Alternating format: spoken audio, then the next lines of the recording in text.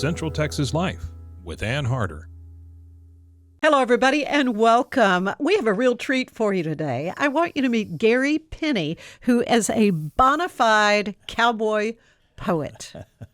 How in the world, Gary, did you get involved in cowboy poetry? Is this something you were always aware of from a little kid or what? No, I got involved through a family member that was doing cowboy poetry, and I didn't know anything about it until like 2003.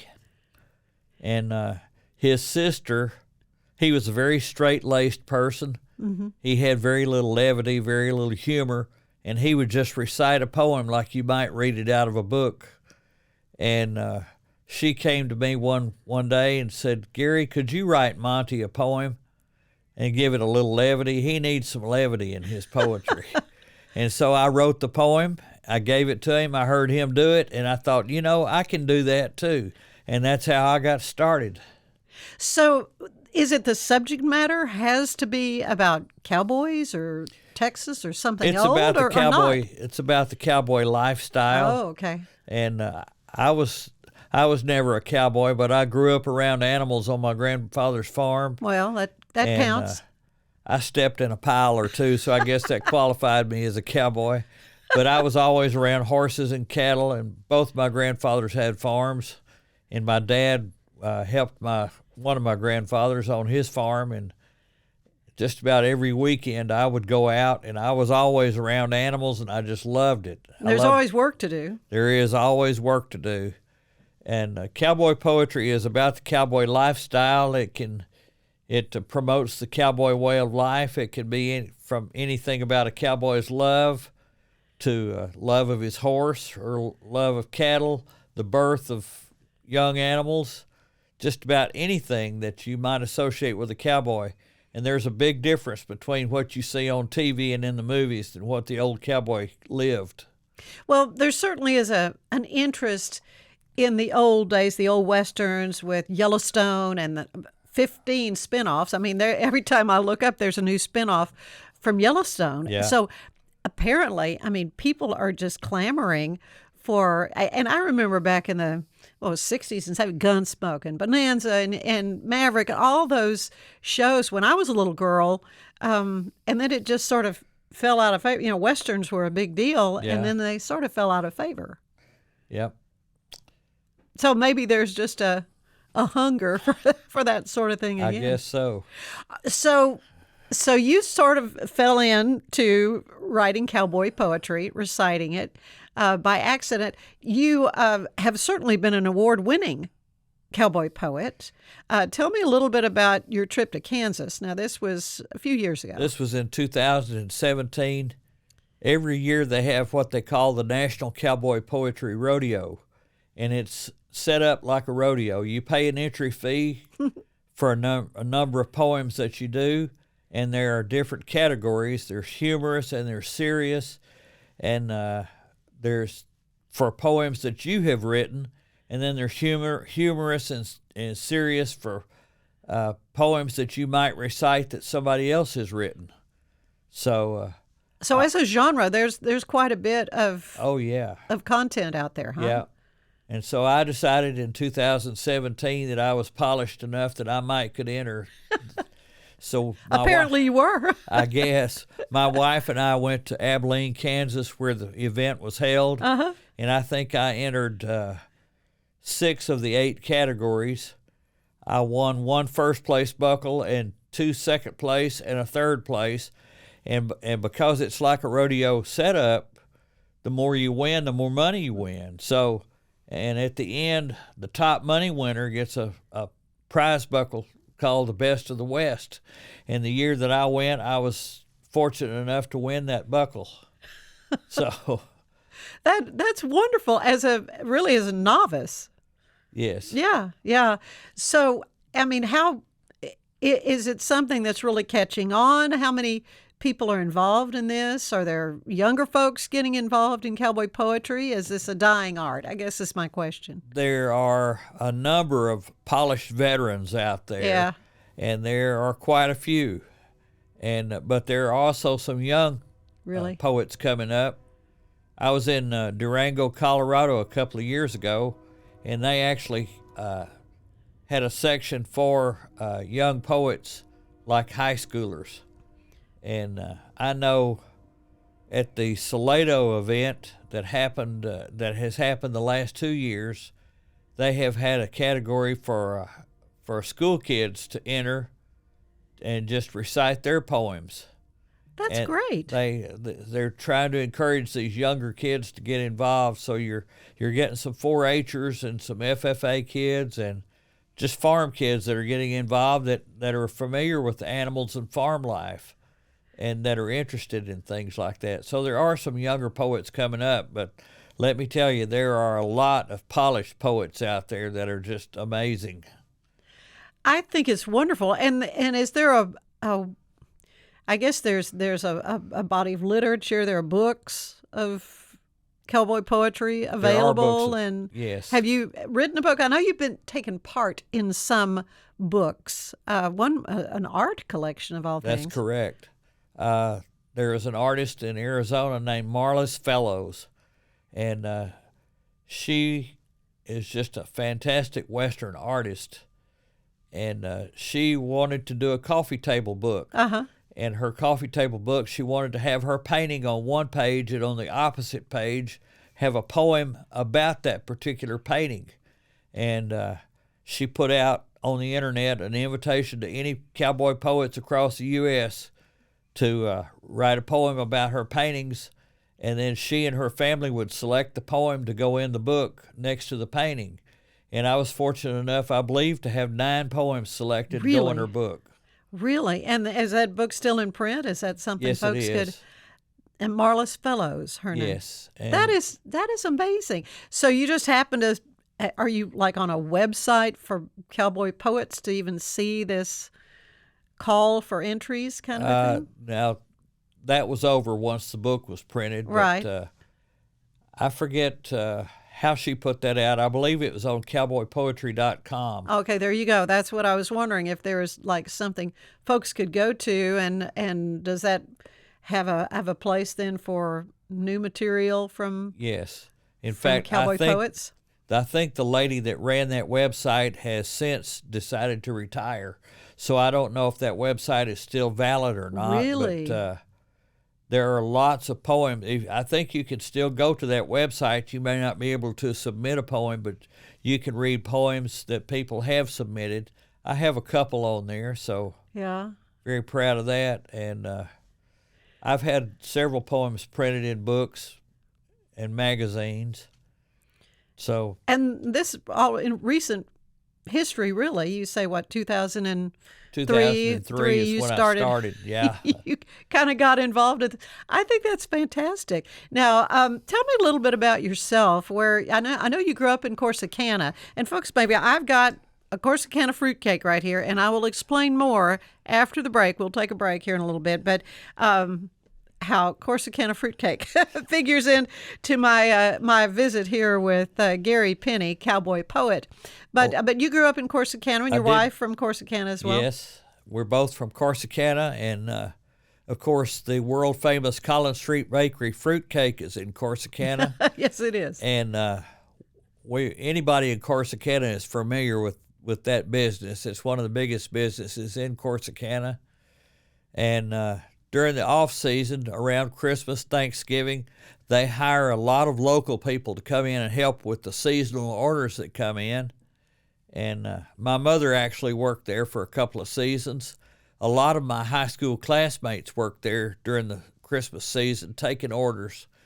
One highlight was my mother was working there one year, and she came in one afternoon and she said, "Oh, you're going to love this, Gary." And I said, "What do you got?" She said, "Well, I took an order over the phone today." And she said, "Well," I said, "You take a lot of orders over the phone." She said, "Yeah, but this was a special one.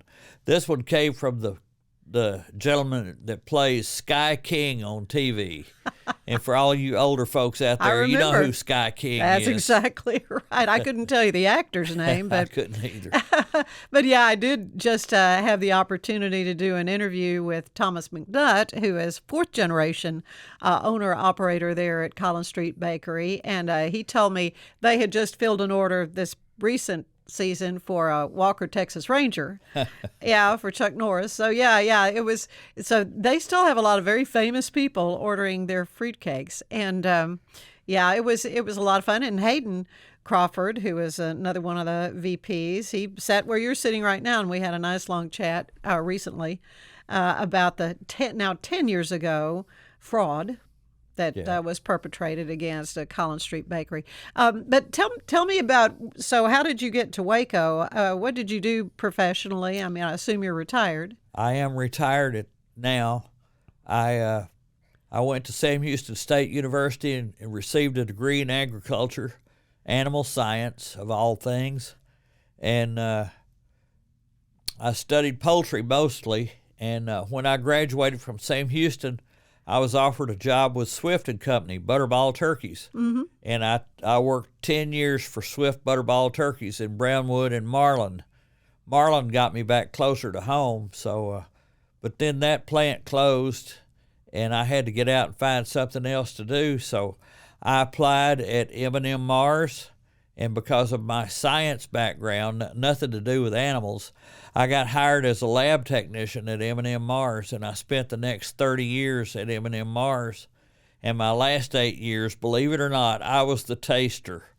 I did the taste training for the Mars plant here in Waco. Skittles, Starburst, and Snickers. Now that's tough. That's a tough job. It was a sweet job. Somebody's got to do it. I told somebody, I said, how crazy can these people be? I work in a candy plant. I can eat all I want for free, and they pay me to do it. That just doesn't make sense. But well, we lived close to the plant there, and I would, after my job at the TV station, I'd be driving home late at night, and I could smell, we're making grape Skittles. I could smell the flavors. So when did you retire? I retired in 2011. Okay. So you were writing your cowboy poetry. Yes. While you were still employed there Mars, at M&M Mars, and as a kind of neat little hobby for you, I guess. It has been. It's allowed my wife and I the chance to travel and meet all kinds of people. We have performed everywhere from Prescott, Arizona to Durango, Colorado, to venues here in the state of Texas. I've been at the Fort Worth Fat Stock Show, and Salado, Waxahachie, Lubbock, just lots of places around the Waco area, as well as many churches and civic clubs. Oh, sure. I'm sure you are much in demand. Well, when we come back, I want you to recite a couple of poems for us. And one is specifically has to do with Collins Street Bakery's deluxe fruitcake. So stay with us. We'll be right back.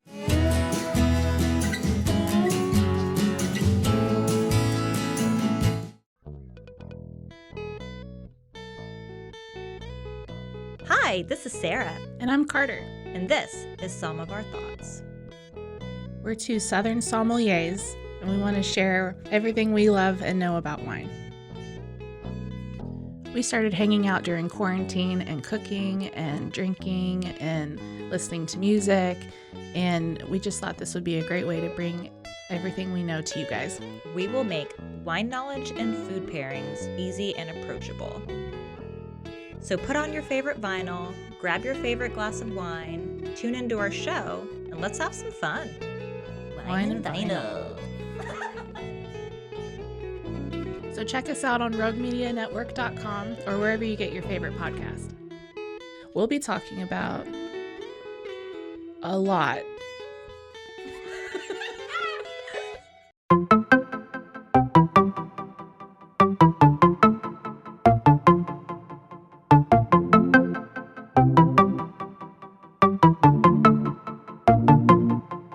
Welcome to One Star Rewind, a new podcast about those dreaded one-star reviews that every business owner hates to receive, but yet every customer loves to read. During this podcast, we will peel back that one-star review to better understand how it happened, when it happened, and what the business owner is doing after receiving that one-star review. This podcast will be about love, hate, and laughter.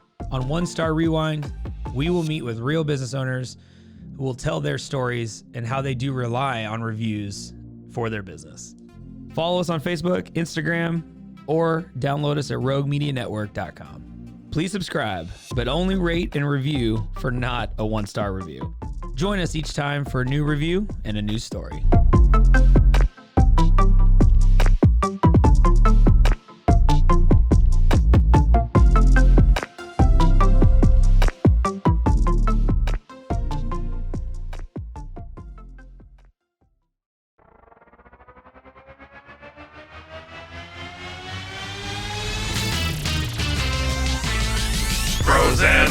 Frozen heroes. Gonna tell you about frozen heroes. Gonna tell you about. Hey, I'm Zach, And I'm Mike. and we have a fantastic new podcast to tell you about. Bros, Foes, and Heroes. It's the two of us looking into the world of comics, breaking down some characters that you may have never heard of, and some that are just absolutely ridiculous. Yeah, so Zach comes up with a character each time, and I go into it just completely blind. I don't know who this person is or what their abilities are or anything, and basically I guess we kind of go over their origin story and just some of the ridiculous stuff that maybe, especially Golden Age stuff. Oh, Golden Age stuff is always the best, and we will make sure to highlight all of the shenanigans and just absolute weirdness of everything. Yeah, that's right. So subscribe today and follow us on Instagram at Bros, Foes, Heroes. And if you don't, I know where you live. Not really, but please subscribe. Frozen heroes. Gonna tell you about frozen heroes. Gonna tell you about.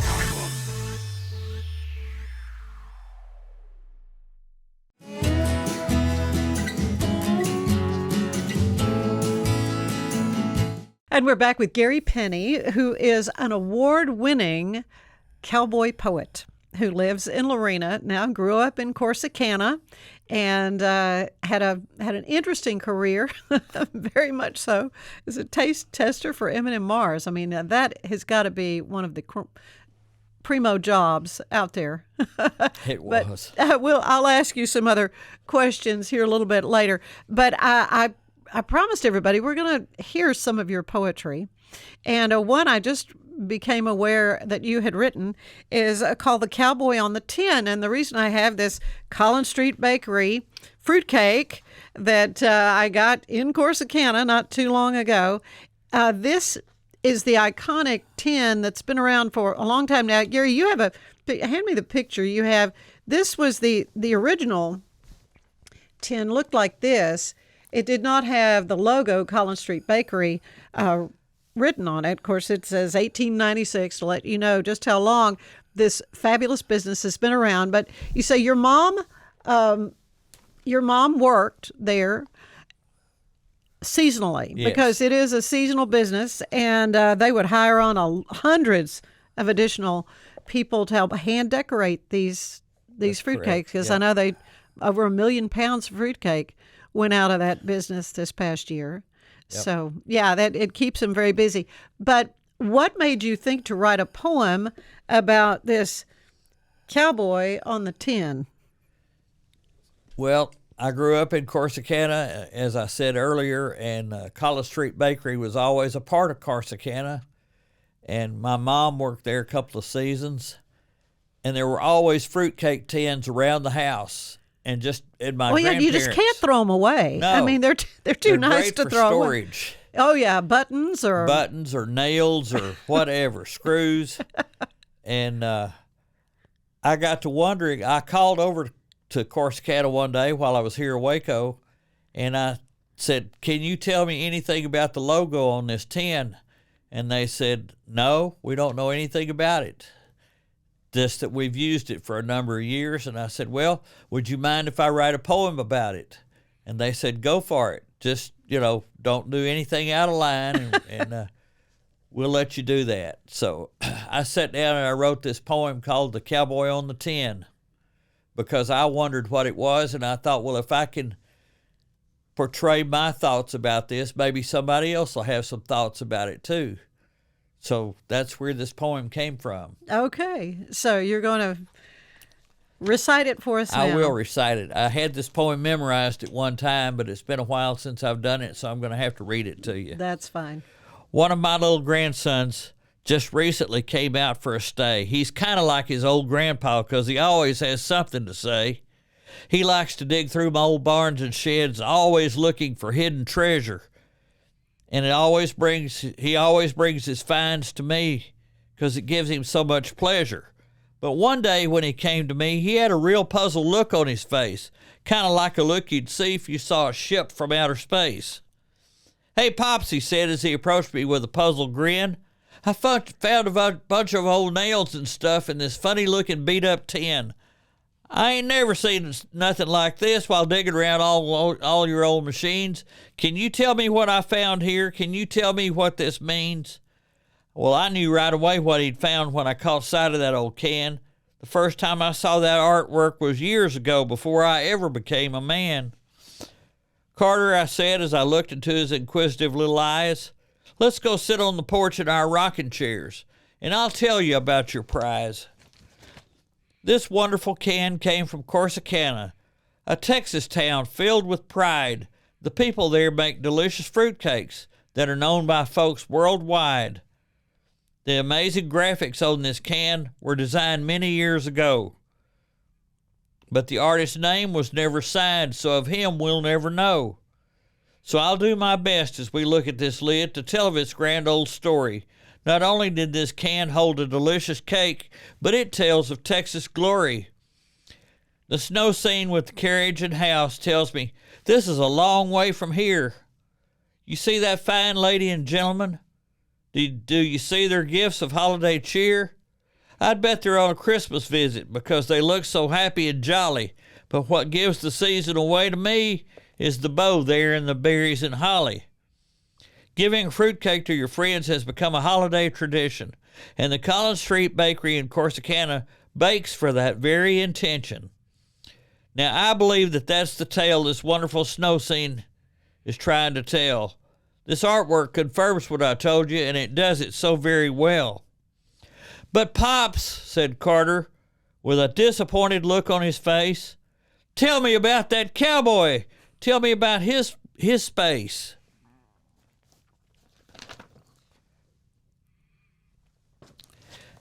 "He's right there in the middle of the lid, twirling that big old rope.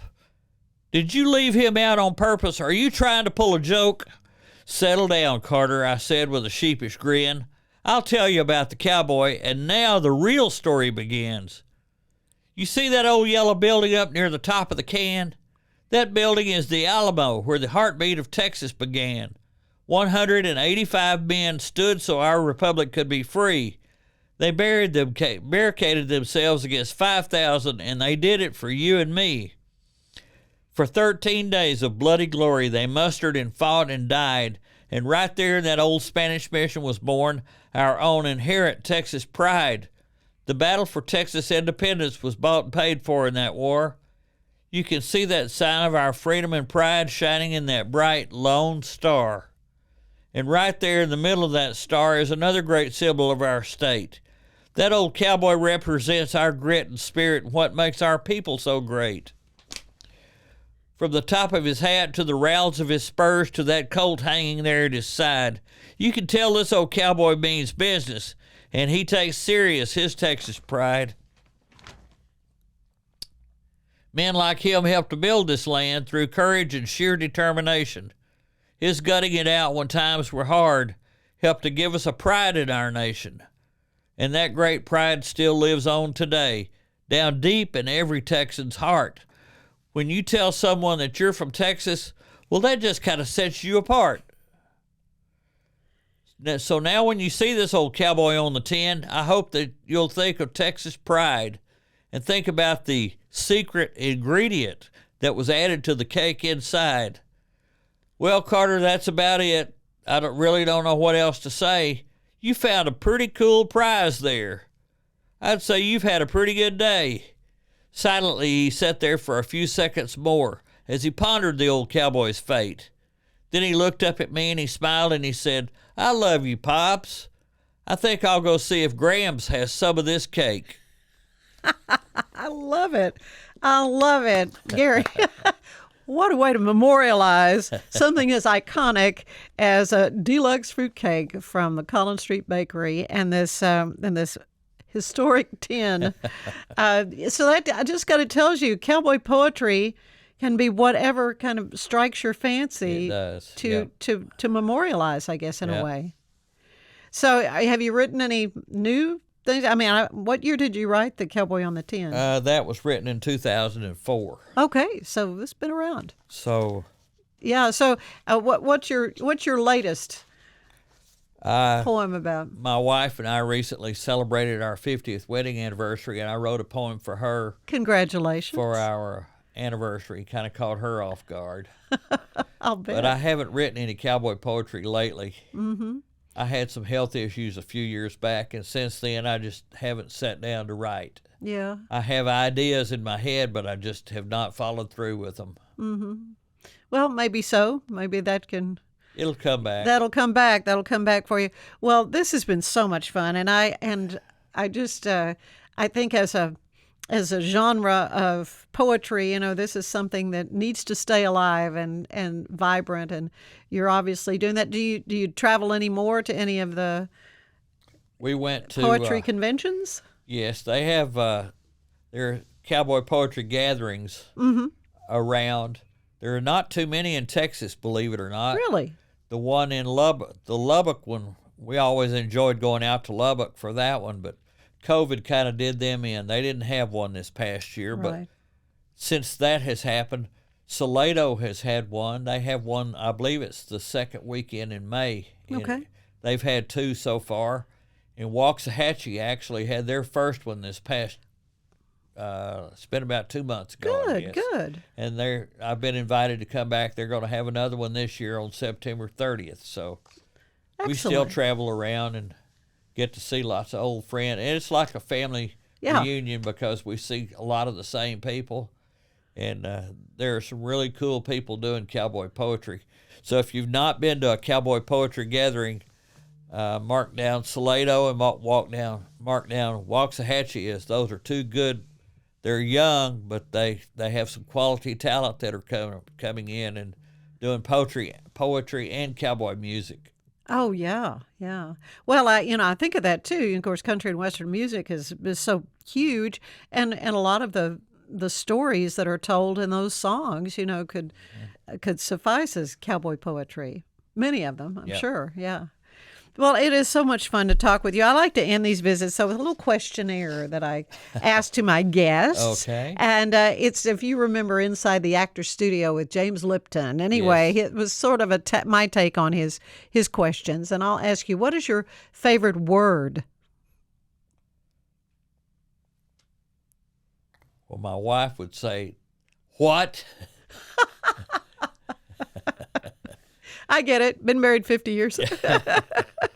What is your least favorite word?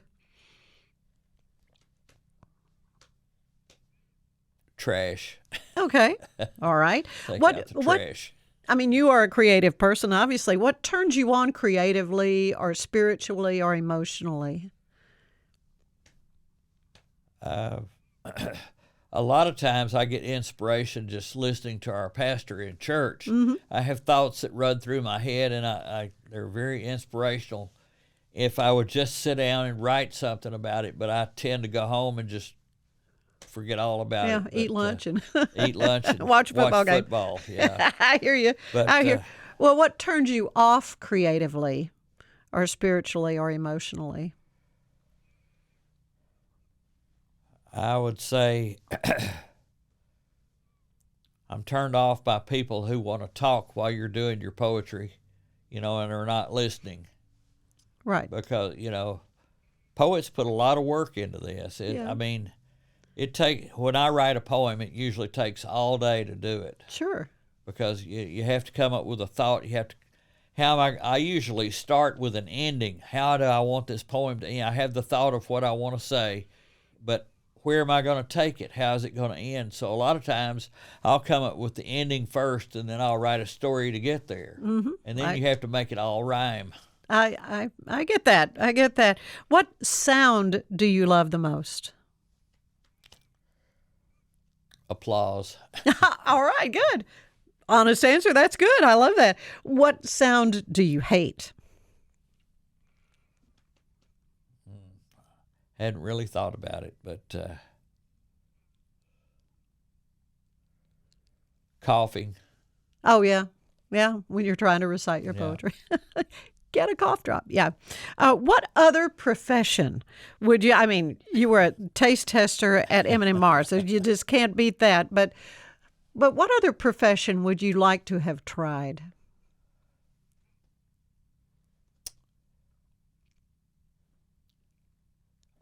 Possibly sports journalism. Okay. All right. My son is actually doing that in Abilene. Good. Good. He's the voice of the Abilene Wiley Bulldogs on the radio. That's great. What job do you know you would not want to do at all? Porta potties. All right, the guy that has to monitor those. All right, and finally, Gary, what do you want to hear God say when you arrive at the pearly gates? I'm glad to have you. Job well done. Yeah, yeah. That's what we all long to hear at that time. And it is a job well done. I mean, I'm telling you, Gary, that's just getting to hear about cowboy poetry and and your journey in this particular field of artistic endeavor. It's just delightful. And kind of continue my theme of Collins Street Baker, of course, the can of fruitcakes.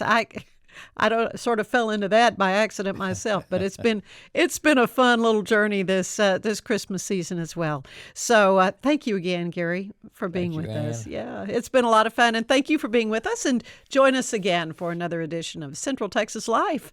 Bye-bye. Central Texas Life with Ann Harder is part of the Rogue Media family. Be sure to check out our other shows at roguemedianetwork.com.